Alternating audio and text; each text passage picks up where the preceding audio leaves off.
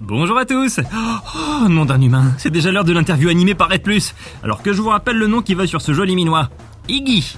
Et je vous souhaite une bonne vidéo, etc., etc. Buongiorno à tutti, ici Red et aujourd'hui on se retrouve pour un nouvel épisode de RP Doublage. Et aujourd'hui j'ai le plaisir d'interviewer et de discuter avec le comédien qui interprète Iggy de JoJo's Bizarre Adventure. Bonjour Julien Portugais. Bonjour tout le monde. Bon, comment ça va ? Bah écoute, ça va très bien et toi ? Bah ça va super, merci, je suis très content de t'accueillir ici. Allez, moi donc. Donc du coup, on va commencer cette petite interview, on va parler de toi, ton parcours dans le doublage, dans le théâtre, voilà, tout ce que tu as fait, et aussi de ton rôle dans JoJo's Bizarre Adventure du chien Iggy. Est-ce que ça te va ? Ah bah vaut mieux parce que sinon je vois pas ce que je vais faire là, mais bah du coup oui ça me va. Ok, super. Donc on va commencer avec la première question. Donc quel a été ton parcours professionnel ? Comment es-tu rentré dans le monde du doublage ? Qu'est-ce que tu as fait comme études ? Voilà, est-ce que tu as fait du théâtre, des trucs comme ça ? Dis-nous tout.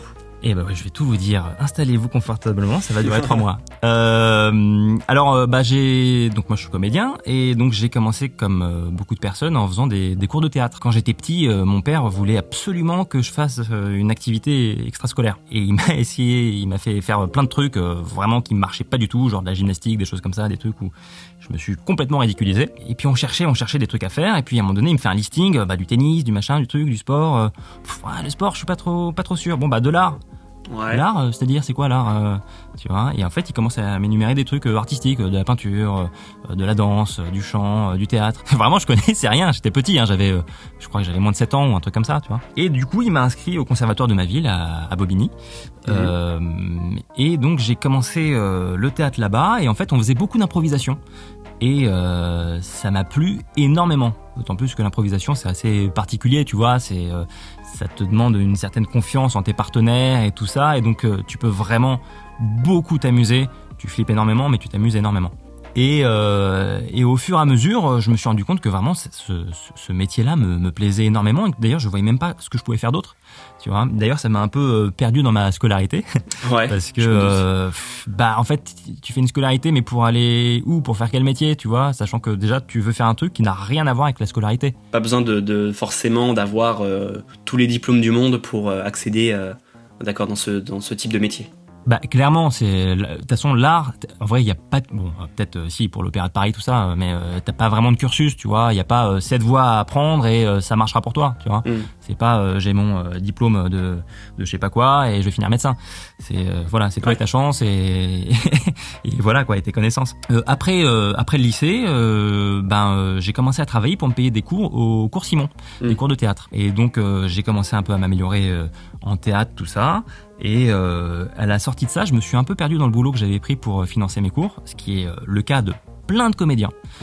Souvent, on se fait piéger un peu par nos boulots qui nous servent à vivre, tu vois, à nous payer nos cours, notre loyer, tout ça.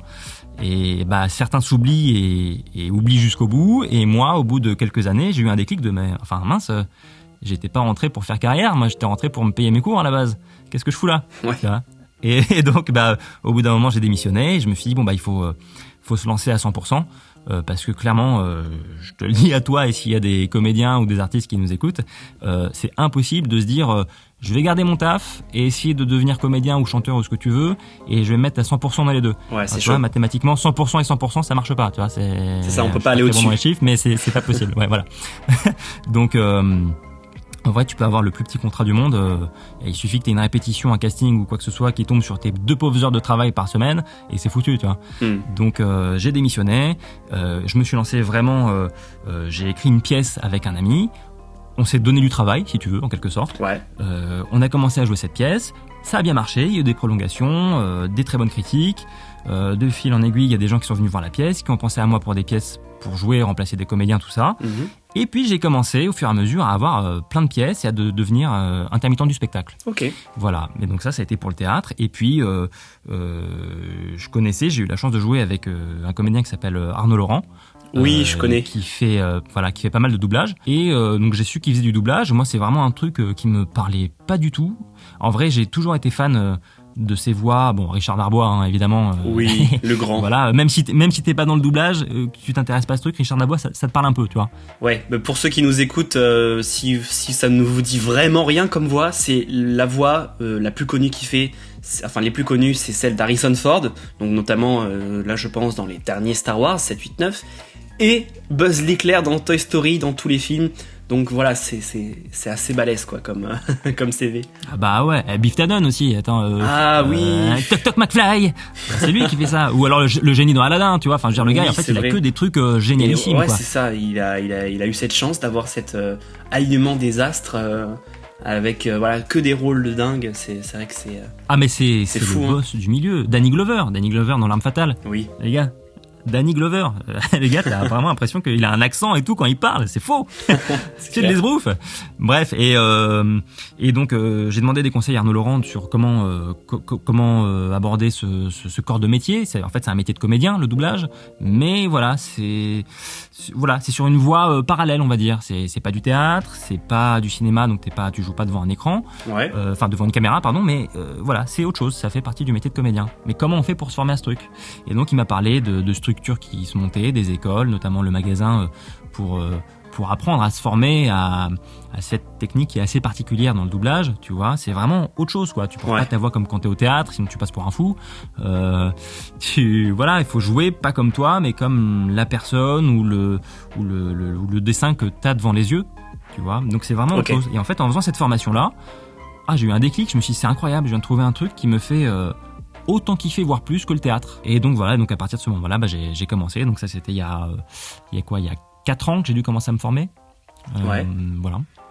Voilà, et puis depuis, de fil en aiguille, comme tout le monde, j'ai démarché, j'ai fait mon réseau, et puis là, j'ai la chance de travailler régulièrement tous les mois depuis un bon moment. Et voilà. Génial. Et du coup, tu nous as parlé de Richard Darbois, donc du coup, qui a dû être peut-être une grande inspiration pour toi. Et est-ce que tu aurais d'autres exemples de personnes, pas forcément peut-être dans le doublage, aussi peut-être dans le théâtre ou quoi, qui t'ont inspiré et qui t'ont encore plus motivé à devenir comédien ou comédien de doublage? Alors, pour rester sur le doublage, il y a un piège dans lequel on tombe quand on est artiste, qui est une sorte d'automatisme.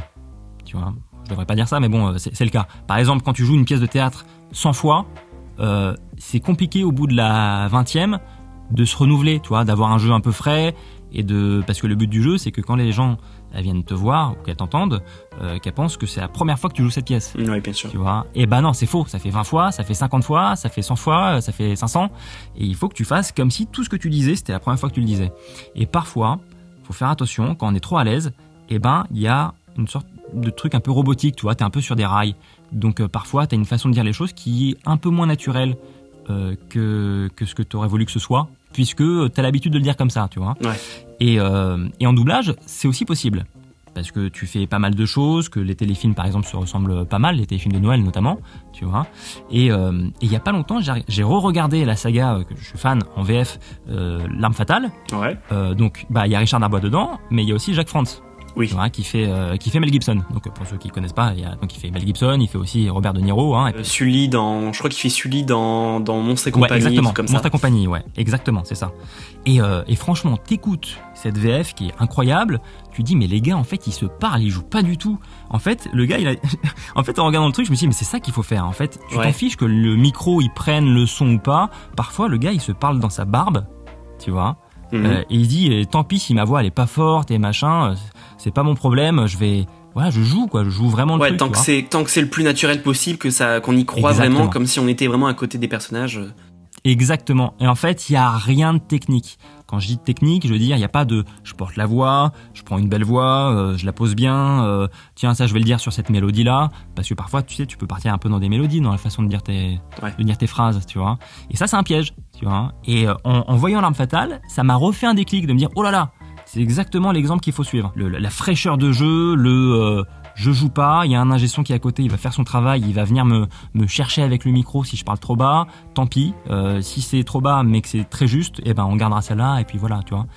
Donc voilà, après je sais pas qui a pu Daniel Auteuil, un comédien français, je l'ai trouvé incroyable. C'est vrai qu'il fait des trucs. Il a commencé en faisant plein de trucs d'humour. Je me rappelle plus c'était quoi ce film là. Il était avec Josiane Balasco. Il faisait, je sais pas si ça te parle. Et ou Les Sous-doués, qui repasse je sais pas combien de fois. Et en fait le gars il fait comme Coluche quoi. Il fait des Ciao Pantin non-stop. Le gars maintenant il fait que du drame presque. Et il est génialissime. Tu vois. Donc lui par exemple c'était un de mes comédiens français préférés, un de mes exemples. Tu vois. Voilà. Ok, super. Mais écoute, là, je viens de rechercher. Peut-être qu'avec José Balasco, c'était Ma vie est un enfer. Je sais pas si ça te. Ah, exactement. Mais attends, t'es au taquet, toi. Faut Oui, de bêtises. D'ailleurs, tu as demandé un prêt à ta banque il y a 15 ans, Julien. Tu n'as pas remboursé le mois dernier. Quoi ? Le gars est partout. Et la facture pour l'électricité. Ouais, je suis assez rapide. Je suis devant l'ordinateur, donc dès qu'on me demande un truc, dès qu'on sait pas, j'essaie de rechercher un petit peu. Comme ça, on est le plus précis possible. Donc, merci beaucoup pour cette réponse. Écoute, moi aussi, j'aime beaucoup tous ces comédiens. Richard Darbois, Jacques France et tout, c'est vraiment incroyable. Et toute la saga L'Arme Fatale, j'ai dû me le voir une fois, peut-être.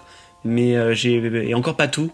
Donc du coup tu as piqué ma curiosité, donc je vais peut-être aller voir, m'y intéresser juste après.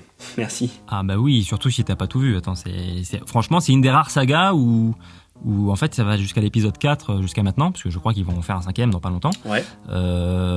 Et franchement ça perd pas en qualité quoi. Juste les styles changent un peu, mais ça perd pas en qualité, ce qui est assez rare. Mais non, mais c'est à voir en plus. C'est un bon buddy movie et tout. C'est bien kiffant quoi. Écoute, je vais m'y intéresser. Merci beaucoup. Question suivante. Maintenant, je voudrais parler des rôles qui t'ont marqué et que tu retiens encore aujourd'hui. Est-ce que tu as fait des pièces de théâtre, peut-être du coup la première que tu as fait, et des rôles dans le doublage qui t'ont marqué et que tu penses encore de temps en temps? Au théâtre, j'ai joué dans une pièce qui s'appelle Le Gâteau de Troie. C'était une parodie mythologique. Je sais pas si tu vois le film 3 avec Brad Pitt, Orlando Bloom, tout ça. C'est ça, mais version complètement parodique. Okay. Donc c'était vraiment très fun. C'était dans l'esprit un peu Monty Python, tu vois. Donc c'était tout en vers, mais en fait c'était fait de façon à ce que ce soit pas lourd. Tu vois, et il y avait vraiment des anachronismes dans tous les sens, c'était très drôle et tout, et là pour le coup on s'est vraiment bien marré avec cette pièce qui en plus partout où on passait marchait très très bien. Donc il y a ça, et là-dedans je faisais Ménélas, donc le petit frère, le détesté Orlando Bloom dans le film 3, et qui était très très triste tout le temps, et en fait je l'ai rendu un peu neuneux quoi. C'est un peu mon talent de rendre mes persos neuneux, tu vois. Et donc il y a eu ça. Après en doublage, c'est rien de marquant, mais en vrai pour moi ça m'a marqué. C'est évidemment mon premier cachet que j'ai fait en doublage. C'était sur c'était quoi ? C'était un film, je crois, roumain. Ok. Pour Netflix, totalement improbable. Qui voulait, et ce film ne veut rien dire, s'appelle O Ramona. Et c'est juste qu'en sortant de là, je faisais vraiment que des petites bricoles. Mais en sortant de là, je me suis dit attends, tu te rends compte Julien de ce que tu viens de faire ? Tu viens de poser ta voix sur un truc qui va te survivre. Ouais. Au théâtre, il y a que les gens qui sont venus voir ta pièce qui sauront que t'as fait ça. Et là, tu viens de faire un truc. Éventuellement, je sais pas ce qu'ils vont en faire, si ça restera sur une plateforme ou s'ils vont le sortir en DVD ou je sais pas quoi, tu vois. Mais parce qu'en plus, nous, tu sais, on signe des droits sur nos voix. Donc parfois, tu vois, sur les contrats, c'est un peu flippant. Tu prêtes ta voix pour 50 ans. Ah oui, quand même. Oui. Donc pendant 50 ans, ils ont tous les droits dessus, et c'est-à-dire que pendant 50 ans, tu peux pas demander de supprimer. Exactement, c'est ça. Ouais, c'est ça. T'as été payé pour ces 50 prochaines années. Oui. Bon, c'est plutôt logique, après ils se protègent un petit peu quand même, parce que c'est totalement normal. Ou même ils mettraient que tu demandes le lendemain, en fait, de garder l'argent, mais de supprimer ta voix, ça serait pas... Ouais, non, mais bien sûr. C'est normal, tu vois, mais du coup, tu dis, pendant 50 ans, là, j'ai fait un truc qui va rester 50 ans, au moins. Tu vois. Ouais. Donc, je serai peut-être plus là dans 50 ans, mais moi, ce que j'ai fait, ça restera. Donc ça m'avait marqué, tu vois. Après, je sais pas qu'est-ce qu'il y a eu. J'ai fait un petit rôle dans, je sais pas si tu connais la série All of Us Are Dead. Ça me dit quelque chose, oui, de nom. C'est une série coréenne avec des zombies et des lycéens qui sont bloqués dans leur lycée pendant une invasion zombie. Et si tu l'as pas déjà vu, je te la conseille fortement, parce que c'est vrai qu'il y a beaucoup de séries de zombies en ce moment. Et celle-là, elle est quand même assez cool, parce que bon, il y a des drames, des choses comme ça, mais il y a aussi un peu d'humour. Le groupe est plutôt sympa à suivre et tout. Et je sais pas, en l'enregistrant, c'était des jeunes, j'avais des super collègues avec moi et on se donnait vraiment à l'applique. Et tu sais, c'est le genre de truc sur lequel tu travailles où tu sais pas quand tu vas travailler si ton personnage va pas mourir. Ouais. Tu vois. Donc mine de rien, même toi, t'as une petite tension. Alors, est-ce que je reviens ou je reviens pas, tu vois? Donc il y a un peu ce truc-là, tu vois. Donc ça c'était vraiment très cool. Et sinon, il y a pas si longtemps que ça, j'ai fait un manga qui s'appelle le Requiem du Roi des Roses. Ok. Qui Connais pas. est l'adaptation de Richard III dans une version très particulière. En fait, il a une histoire d'amour avec Henri VI, je crois. Bah oui, c'était moi Henri VI. Voilà, et en fait, c'était très particulier. Ça a changé complètement des mangas habituels. Donc, si tu cherches de l'action, des trucs un peu bourrins, clairement, c'est pas sur cette série qu'il faudra aller. Ouais. Mais il y avait vraiment un truc très introspection à trouver là-dedans, et c'était un boulot. Je suis rarement sorti d'un doublage en étant aussi épuisé, à chercher des sens, des sous-sens dans les phrases, de l'émotion, de la haine, de la folie et plein de choses. Et ça a été extrêmement bien dirigé par Estelle Dehon qui a dirigé ça d'une main de maître, comme du théâtre. En fait, j'ai eu l'impression de jouer une pièce de théâtre. D'accord. Voilà. Eh bien merci. Écoute, ça fait beaucoup de choses à rechercher et à mettre au montage, mais c'est intéressant. Il y en a beaucoup de rôles. Franchement, ça dépend de tous les comédiens. On prend exemple sur Yannick Blivet. On avait fait une interview la dernière fois et qu'il avait dit qu'il se donnait à fond sur tous les rôles et qui voilà, ça serait injuste de parler d'en considérer plus que d'autres. Non, c'est juste que t'as des choses qui te parlent peut-être un peu plus que d'autres, et c'est normal, hein, c'est humain. Bien sûr. Après, nous, on fait un travail de plaisir, tu vois. Donc, forcément, tout ce qu'on fait, normalement, sinon c'est un non-sens, on le fait avec énormément de plaisir. Mais dans tout ça, t'as quand même des choses qui te touchent plus que d'autres. Si t'aimes les mangas, t'as forcément un manga préféré. C'est pas pour ça que les autres sont pas bons, tu vois. Et bien sûr. Bah oui, par exemple, pour moi, c'est JoJo's Bizarre Adventure. C'est vraiment le manga que je kiffe. Mais en tout cas, merci pour tous ces rôles. Évidemment, on va pouvoir parler d'Iggy, qui sera peut-être un de tes rôles que tu retiendras, enfin que t'as retenu. Bah, c'est marrant parce que tu connais ce film avec Alain Chabat, Didier? Ouais, ça je connais. Où c'était un chien et ça devient un humain. Ouais. Bah en fait, je me suis senti pareil, tu vois. Je me suis dit tiens, je vais faire un chien. C'est fou ce parcours de vie. Ouais. Tu vois, parfois c'est assez inattendu. Non, mais c'était ce doublage a été très intéressant parce que alors hasard total, je regardais la série en version originale et donc tu sais quand on t'appelle souvent pour du doublage, vraiment 2 fois sur 3, on ne dit pas pourquoi on t'appelle. D'accord. Donc tu le découvres vraiment au moment où tu vas le faire. Donc souvent on te donne même pas le titre de l'œuvre sur laquelle tu vas travailler, ni ce que tu vas faire, ni quoi que ce soit. Ouais, donc, ok, donc c'est genre viens demain 16h un peu. Ah, ouais, c'est exactement ça. Voilà, c'est exactement ça. J'ai un truc pour toi ou pas, ou viens demain tout simplement, ou viens. Formule de politesse. Et donc j'avais vu ce truc et en VO, je m'étais dit tiens, c'est étonnant ça. Ça doit être bizarre à faire en VF. Et moi, je pensais que la VF était déjà faite. Ouais. Tu vois.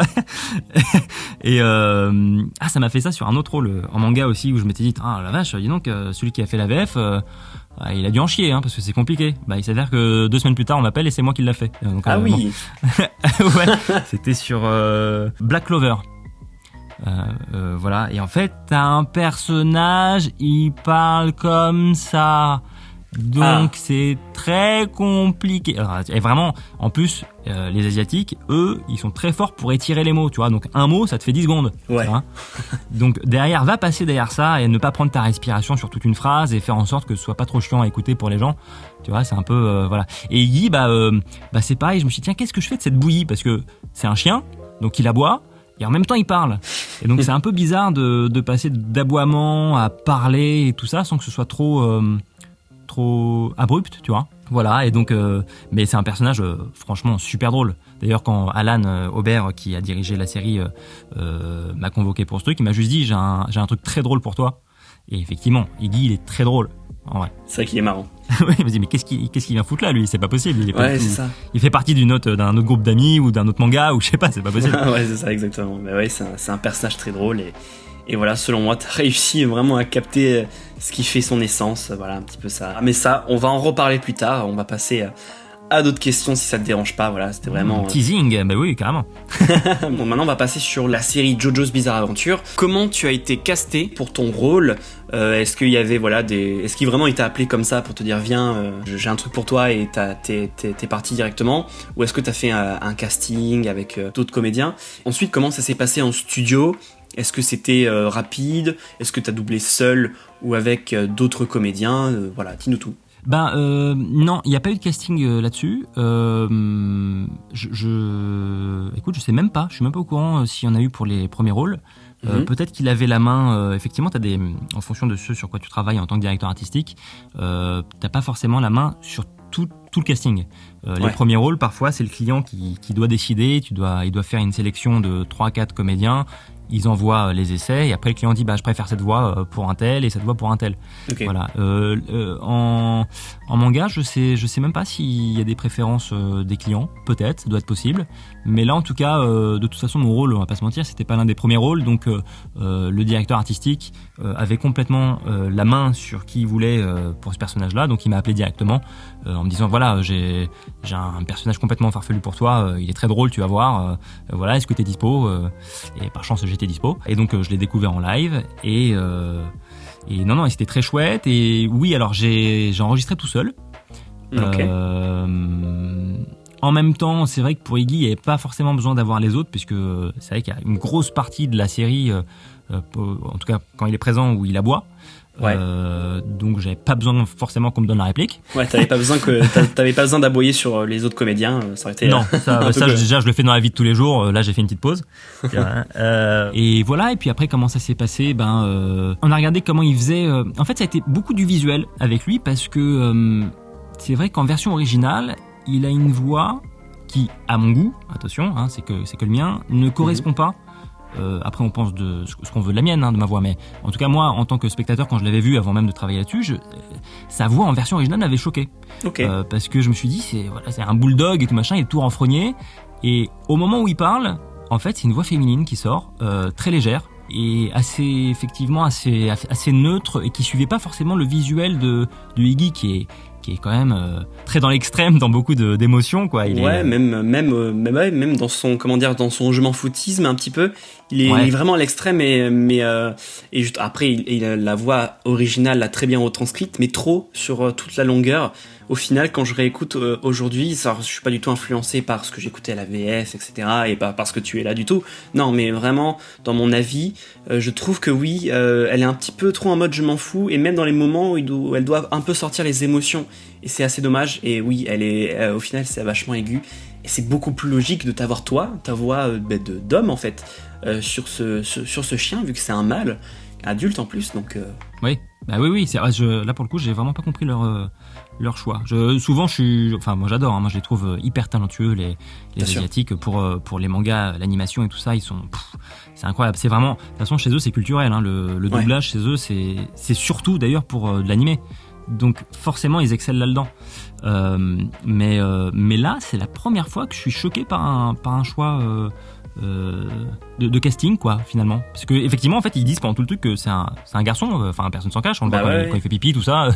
Voilà, et là tu as une voix féminine qui sort, je dis bon ok, pourquoi étonnant.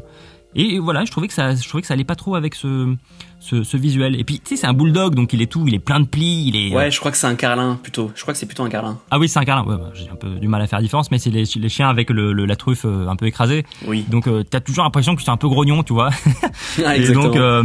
Et donc j'ai essayé en le faisant de me dire bon, il aboie, il est un peu sur les nerfs un peu tout le temps, il a un petit caractère nerveux. Et en plus visuellement, je trouve que le côté nerveux ça lui va, parce que encore une fois il est un peu comme ça, et ça donne envie un peu de te froncer les sourcils et d'adopter un peu son visage, tu vois. Ouais, je vois. Tu vas pas le faire un peu élégant, un peu snob, tu vois, tu vas pas le faire dalmatien, quoi, tu vois. Ouais.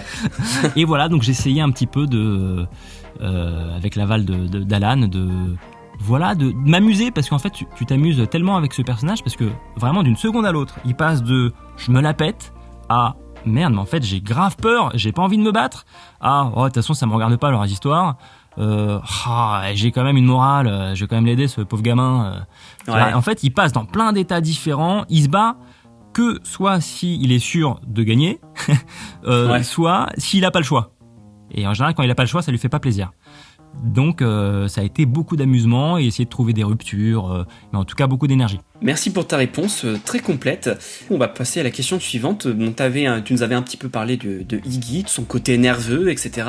Mais du coup, qu'est-ce que tu penses réellement de ton personnage et qu'est-ce que tu vas retenir de lui? Et est-ce que tu as quelques petites anecdotes sur lui à raconter, sur, je sais pas, des petites mimiques, les aboiements du coup, vu que c'est un chien. Vas-y, raconte-nous. Bah écoute, ce que j'en retiens, c'est que il a pas fait long feu déjà. En fait, c'est dommage parce que c'est au moment où il devient le plus intéressant qu'en fait il part un peu, il part en fumée quoi. Ouais, c'est dommage. Et c'est vrai que mine de rien, c'est bien fait parce que c'est assez touchant, c'est assez triste. Et oui, c'est vrai. Il y a quand même eu toute une phase où il a que des aboiements et on arrive quand même à s'attacher à lui, à ce petit salopard là, parce que en fait il emmerde tout le monde quoi finalement. Bah oui, c'est clair. Mais en fait, on vit à peu près la même situation comme Paul Narev. Si, je suis désolé de te couper en plein milieu, mais pour dire le ressenti, c'est que la première fois que j'ai vu, en fait, on s'est senti un peu comme Paul Narev. C'est genre qu'au début, on se disait voilà, il est oubliable comme personnage et tout. Et au final, on s'attache avec son épisode. Ce que je veux dire par là, c'est qu'au final, voilà, il aimait lui aussi ce petit chien. Et nous aussi, on commençait et paf, cassure directe. Et finalement, c'était encore plus dommage qu'un personnage qu'on a suivi tout du long et qu'on a aimé tout du long finalement. De toute façon, ça c'est le secret pour tirer les larmes, ça. Hein. Ils font toujours buter les animaux dans les films, les séries et les trucs. Ils sont forts. Hein. Non, mais voilà. Et puis ce personnage, moi, j'ai trouvé vachement drôle et puis tout foufou et tout. Après, pour les anecdotes, c'est vrai que comme en fait, on m'a demandé de refaire les aboiements. Tu vois, alors parfois on garde des trucs qui sont faits en original et parfois on refait. Parfois c'est parce que la voix correspond pas à ce qui a été fait en original, donc si on passe de la VO sur un truc et puis après à la VF, on va entendre que c'est pas la même voix. Ouais. Et là on m'a demandé de refaire les aboiements. Alors je sais pas combien de temps ça m'a pris, mais je crois que j'étais convoqué pour une session de, j'ai une bêtise, mais je crois que ça devait durer peut-être 3 heures ou quelque chose comme ça. Ah quand même.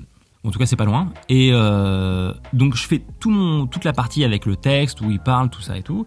Et on finissait sur les aboiements. Donc, on passait sur tous les épisodes avec les aboiements et tout. Et donc, toi, t'es là avec ta petite formation de comédien et tu dis, attends, comment je joue un aboiement? Parce que je vais peut-être pas faire le même tout le temps, ça va être un peu chiant, tu vois. Et donc, tu dis, attends, comment je peux mettre de l'émotion dans un WAF et un truc? Bon, et j'avoue que c'est un exercice très particulier et tu te sens un peu bête, hein. Vraiment, là, faut vraiment te mettre dans une bulle et arrêter de te juger parce que tu vois, tu peux vite partir dans le, oh là là, qu'est-ce que je fais là? S'il y avait des chiens qui m'entendaient, ils se foutraient de ma gueule. Mais, et au final, en fait, déjà, ça prenait beaucoup de temps à faire finalement. Et c'est vrai que c'était pas si intéressant que ça à faire, des aboiements dans tous les sens. Bien sûr. Après, il y en a qui sont un peu drôles, tu vois, quand ils jouent un peu, les bébêtes, tu vois. À un moment donné, il y a un truc où il fait, c'est comme si de rien n'était. Tu vois, donc là, tu peux jouer un petit truc, tu vois. C'est pas vraiment un aboiement, c'est un truc un peu plus humain. Mais du coup, Alan a décidé j'ai dit bon, attends. Perd du temps, ça prend beaucoup de temps. En plus, il se fait mal à la gorge parce que je vous le dis, hein, aboyer pendant 1 heure, ça flingue un peu la gorge. Hein. Du coup, au final, ce qui a été gardé, c'est une partie de ce que j'ai fait en aboiement et une partie de ce qui a été fait en version originale. Bah, très bien. Et un compromis. Oui, ouais, bien sûr. Ouais, en fait, ça s'entend pas vraiment la différence en soi entre les deux aboiements. Au final, c'est juste du détail, quoi. Et Iggy, il est pas hyper présent dans la deuxième partie. Donc, on y voit que du feu, quoi. Et du coup, qu'est-ce que tu penses un petit peu de ton personnage? Redis-moi vite fait ce que tu en as pensé. Ouais, il est très drôle. Et puis, ce qui est sympa, c'est qu'il a un côté où il se la pète à mort. Mais vraiment, il prend les gens de haut alors qu'il est tout petit. Ouais. Et vraiment, il se la pète. Et en fait, tu te rends compte que derrière ça, il y a pas grand chose, c'est voilà, il claque des pattes, il a peur très facilement, quoi. En vrai, dès qu'il voit qu'il a pas le dessus sur un ennemi, en fait, lui, il aurait une tendance à se barrer dans l'autre sens et à courir, tu vois. Et ça, c'est drôle, quoi. Ça, c'est drôle à jouer. Le gars qui, en fait, a une grosse carapace, mais en fait, qui est complètement vide, tu vois. Et ça, j'avoue que c'est assez chouette, tu vois. Le froussard qui prend sur lui pour pas paraître. En fait, c'est un peu comme Usopp dans One Piece. Ouais. C'est un peu ça. C'est un peu le grand gueule, quoi. Ah oui, je sais, j'ai des petits trucs par-ci par-là. Alors il est nettement moins running gag Iggy que Usopp, mais c'est vrai que que dans le fond, finalement, ils veulent tous les deux éviter les problèmes, même si voilà, Iggy n'hésitera pas à être courageux quand il faut. Et Usopp, lui, à l'inverse, il est vraiment toujours super drôle, toujours à essayer d'éviter le plus possible, mais forcément, il se heurte au problème, ce qui est très très drôle. Bah ouais. Non mais voilà, et du coup, ça, c'est vrai que c'est intéressant en tant que comédien, parce que du coup, en fait, t'as pas un personnage à jouer qui est monotone, tu vois. En fait, ça part dans tous les sens, donc c'est trop cool. T'as trop de choses à jouer, t'as de la peur, un truc drôle, des ruptures comiques, un côté un peu faux classe, tu vois. T'inquiète pas, je vais m'en occuper, tu vois. Il y a juste avant, il est en train de chialer parce qu'il a peur, tu vois. Voilà, et en fait ça c'est super drôle à faire. Mais surtout dans les animés en plus c'est toujours comme ça, c'est pas comme des films ou des trucs comme ça où d'un coup ça passe. C'est des transitions, là c'est des fois beaucoup de cassure nette. Ouais, exactement. Ça va être très très perturbant de prendre une intonation, d'en passer à une autre, de revenir, ça va être vraiment perturbant. Ah ouais, c'est un exercice, hein. C'est un peu. Déjà, faut avoir la mémoire, tu vois. Parce que là, tu me demandes quelle voix il a. En vrai, il en a plein des voix. Parce que sa voix de quand il se la pète, tu vois, elle est un peu bien polie et il va prendre un peu dans ses graves parce que voilà, tu vois, c'est un petit carlin, voilà, donc il parle comme ça. Et puis en fait, pas du tout, il est trop paniqué et du coup il prend, tu vois, c'est un peu, c'est marrant. Effectivement, c'est vraiment très marrant comment tu nous l'as fait ici. Et de toute façon, vous avez pu entendre des extraits sur un teaser et sur le début de la vidéo de comment il fait, et c'est vraiment incroyable. Et donc du coup, bon, je vais pas te poser cette question que tu nous as déjà répondu avec plusieurs références, etc. Donc tu as vu JoJo's Bizarre Adventure, ça tu nous l'as dit, ouais. Et tu as regardé la série. Mais est-ce que tu aurais envie de continuer la série? Et est-ce que tu as d'autres animés que tu as regardés et que tu voudrais, je sais pas, nous conseiller, parfois des moins connus, même des plus connus finalement. Dis-nous, raconte-nous un petit peu ton parcours comme ça dans le visionnage d'animé. Alors JoJo's Bizarre, j'ai regardé que les 2 premières saisons, je crois. Je vais pas tarder à me mettre à continuer la suite, mais c'est vrai qu'il y a un truc, tu vois, qui m'embête un peu dans les animés, c'est qu'ils aiment bien gagner du temps. Et donc t'as plein d'épisodes de remplissage, et ça, j'avoue que en plus quand les animés sont bons, t'as envie de passer à l'histoire, tu vois, et ça j'avoue que ça m'a un peu fatigué, parce que c'est vrai qu'il dans la saison 2 il y a beaucoup d'épisodes où tu vois que c'est vraiment du remplissage et que ça sert pas à grand chose. Donc ça m'a un peu freiné, et je me suis dit bon, vas-y, accroche-toi, comment ça se termine cette série, quoi, tu vois. C'est vrai qu'il y a un truc à passer aussi dans cette série là, c'est que tu dis faut pas trop que je m'attache au personnage, parce que dans la saison prochaine c'est comme The Crown, c'est pas le même personnage. Tu vois. Donc on va passer à autre chose. Donc c'est vrai que mine de rien c'est dangereux ça pour des gars de faire ça, de dire vous attachez pas trop, il y en a un autre la saison d'après, quoi, tu vois. Bon, ça peut matcher ou pas, quoi, tu vois, mais c'est intéressant. Et après dans les animés que moi je kiffe, Dragon Ball, ça manquerait complètement d'originalité, d'autant plus que ça a un peu perdu en qualité, donc on va pas se mentir. Jujutsu Kaisen, qui est juste dingue, l'animation et tout, elle est folle furieuse, en plus c'est super drôle et tout. Black Clover est franchement pas mal, et la VF est très très bonne. Vraiment, je trouve que là pour le coup, c'est Alan Aubert qui dirigeait qui dirige toujours JoJo's Bizarre Adventure, qui fait le premier rôle en tant que comédien sur Black Clover, et franchement, il s'en sort mais un truc de fou. En plus, son personnage ne fait que gueuler tout le temps. Pour dire bonjour, pour dire au revoir, bonne nuit, machin, tout est gueulé. Non, et puis après, Demon Slayer, évidemment, qui est juste fantastique en termes d'animation, tout ça. One Punch Man, c'est une leçon, ce truc, quoi. Ça part d'un truc presque parodique, et en fait, t'es complètement aspiré par cette histoire, et où est-ce que ça va aller, parce que sur le papier, un gars qui bat tout le monde juste en mettant un coup de poing parce que il est tellement fort, voilà, tu dis on a vite fait le tour du truc, et en fait c'est trop bien, quoi. Voilà, puis après en vrai des mangas, il y en a tellement maintenant qui sont bons, là, je t'ai donné presque les plus connus, quoi, en vrai. Eh ben écoute, merci pour cette réponse. Et c'était l'avant-dernière question, donc je vais te poser la dernière question, et cette interview va bientôt toucher à sa fin, malheureusement. Non, pourquoi ? Si ça pouvait durer toute la journée. Écoute, moi quand tu seras parti, moi je vais continuer à parler tout seul pour pas m'arrêter d'une façon trop abrupte. Voilà, moi j'irai dormir, toi tu pourras continuer. Ça va être long à monter, mais voilà, t'as sûrement beaucoup d'autres choses à raconter. Mais c'est les limites du format, et on a déjà bien parlé d'Iggy, donc on va conclure. Est-ce que tu aurais quelques mots à nous dire pour convaincre les gens qui nous écoutent de regarder peut-être des animés, du coup, vu qu'on est sur ce thème en VF, et plus particulièrement, évidemment, Jojo. Et même parfois de découvrir, parce que certaines personnes peuvent nous écouter, ce qui serait bizarre, et ne pas connaître le Jojo's Bizarre Adventure. Qu'est-ce que tu pourrais leur dire pour qu'ils regardent peut-être en VF? Qu'est-ce que tu en penses? Bah écoute, je pense que j'ai pas à convaincre les gens parce que c'est vraiment une question de goût. Après, je pense qu'il faut être curieux.